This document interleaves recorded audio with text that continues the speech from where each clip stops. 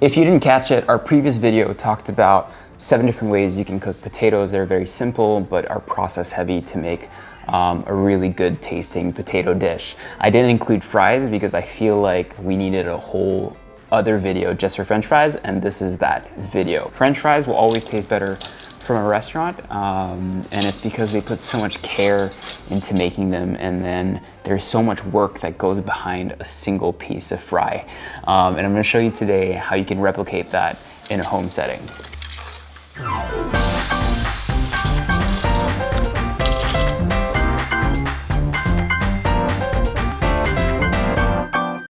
Let's jump right in.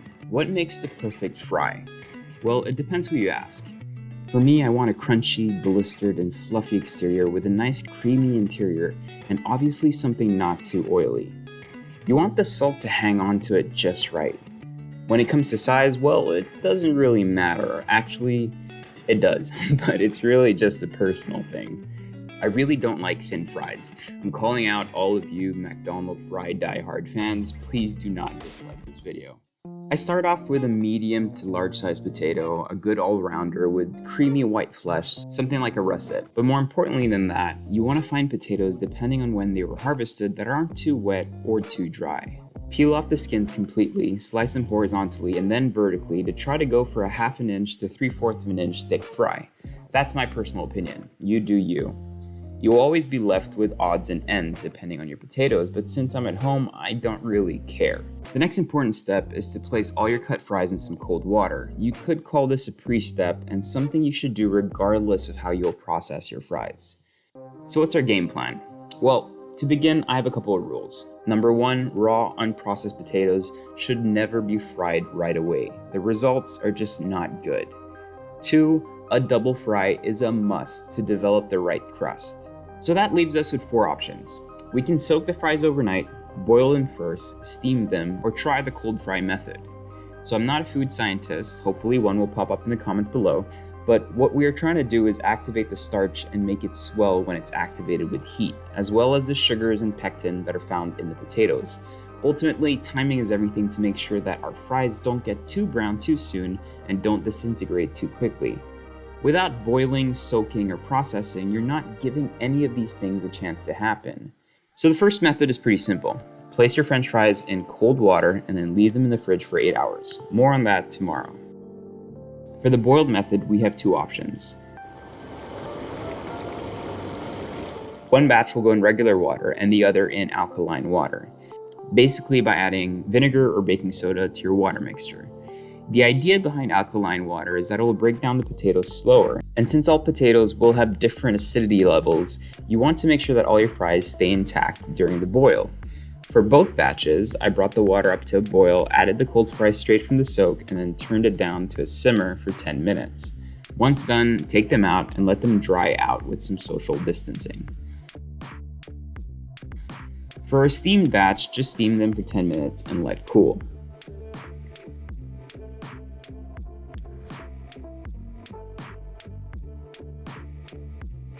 Now time for the oil. You want something with a high smoking temperature and not much flavor. So for me, peanut oil, canola oil, rice bran oil are all good options. Now if you want added flavor, then you can always mix in some beef, duck, or goose fat to finish. Finally, the most immediate method, the cold fry. I've read this online quite a bit, but I've never tried it. So let's try placing the fries that were just cut and soaked for about 15 minutes, then air and pat dried in our cast iron pot, covered with peanut oil, and then brought to a boil. Once boiling, aim for 15 minutes. Just make sure to stir them from time to time so nothing sticks, and also keep an eye out so that they don't get too brown.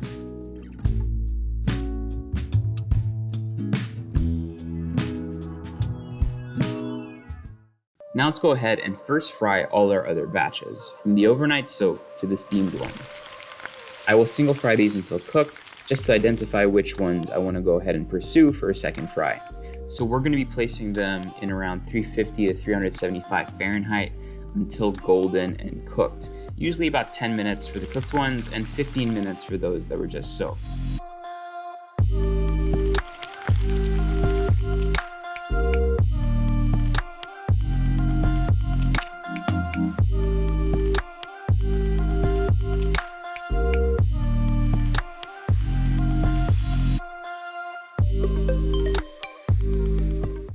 All right, I smell like grease and fried peanut oil and French fries. So we have the 5 different types of cooking processes in front of us, and we're gonna go ahead and try it. So these fries right here are the ones that were just straight soaked for like 5 minutes and then straight into the fryer.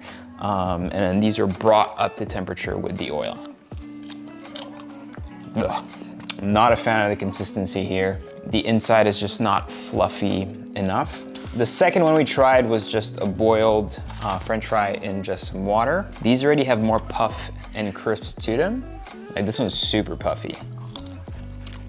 That's pretty good already. Flavor-wise, texture is pretty good. The issue that we did have though is that they were kind of falling apart if you cook them too long or boil them too long with just plain water. The third one we did was a steamed one. And I'm actually really surprised with these ones. I feel like they're really strong too. They're nice and puffy, nice creamy interior, but a little leathery, if that makes sense.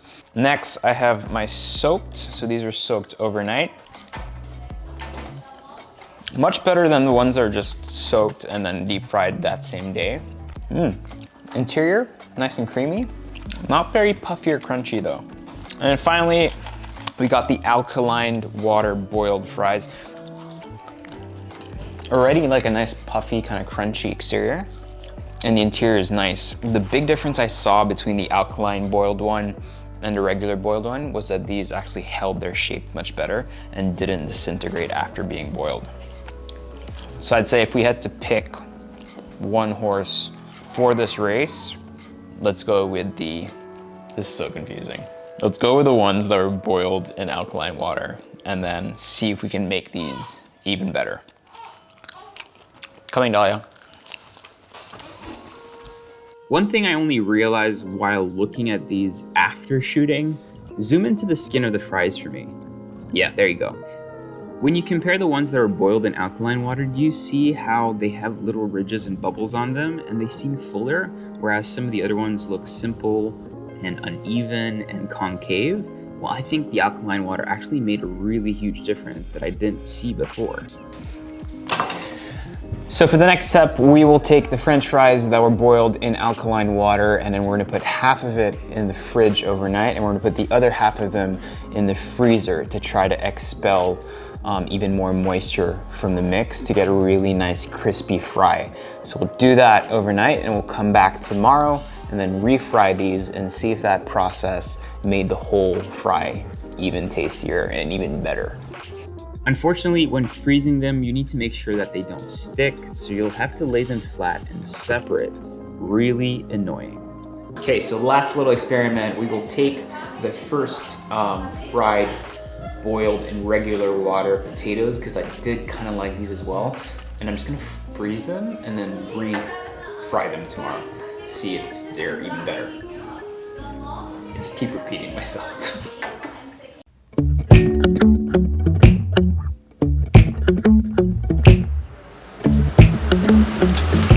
So what's really important for me is that we start off with the frozen fries first, because I don't want to defrost them too much, so they're going straight from the freezer into the hot oil, which is set around 260 Fahrenheit or 130 degrees Celsius, and it basically gives us that first layer of crunch that we're looking for. Then we're going to let it rest and then re-fry them.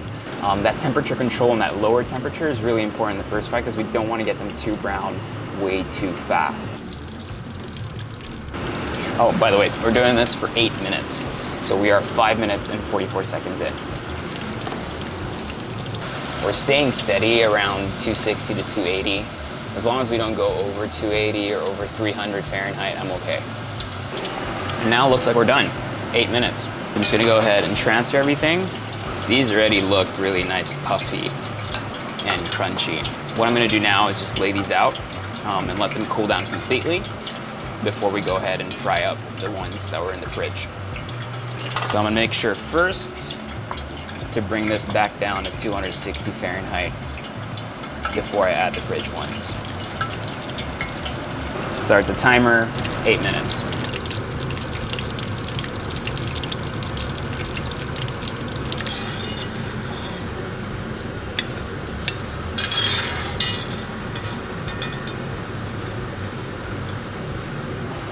Okay, now that both our test batches are cooked, we're gonna go ahead and crank this up to 375 Fahrenheit. This is where it's gonna get really hot.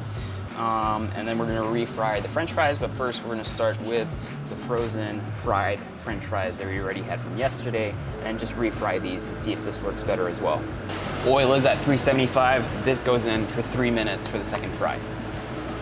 You wanna be very careful placing this in because this is much hotter oil. Slower the better, as not to agitate the oil too much. And that only goes in for 3 minutes.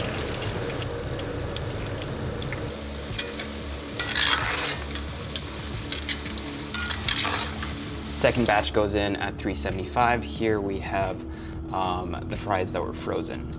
And again, this only goes in for 3 minutes. Ow. That's what I meant when I said be careful. Okay, 3 minutes, go ahead and transfer them. Yep, we're still good with the oil. French fries go in now.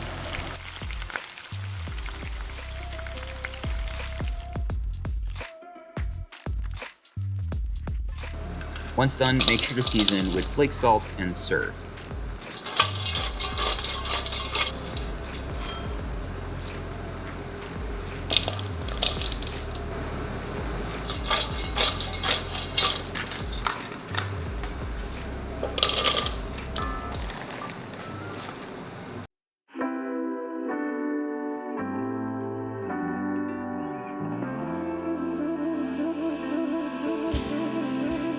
Okay, time for the moment of truth. So we're gonna go ahead and first try out the fridge fries. Lots of puff and air in there. Very crunchy, not too oily, nice blistered skins. That's really not bad. Next, I'm gonna try the frozen fries.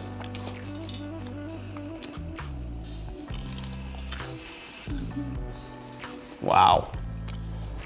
Much crunchier, much mushier inside. This is what I'd look for in a fry.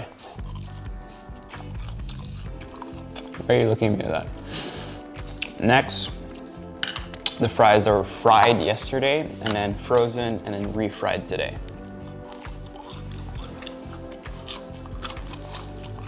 Strangely enough, these are a bit more leathery, but they still have a nice bite to them. But definitely not as crunchy. I think the winner here in terms of process are the fries that were basically boiled, alkaline water, frozen, and then fried twice on the same day. I do feel though that if you're doing these at home, it might be annoying to try to individually freeze each and single fry. So what I think I would do next time is probably boil these, cool them, fry them once at a low temperature, cool them again, freeze them. This time you can kind of mix them around because they were already fried so they won't stick together, hopefully, in the freezer, just like these didn't stick together in the freezer. And then I would refry them again frozen. But texture-wise, flavor-wise, these are definitely the better ones.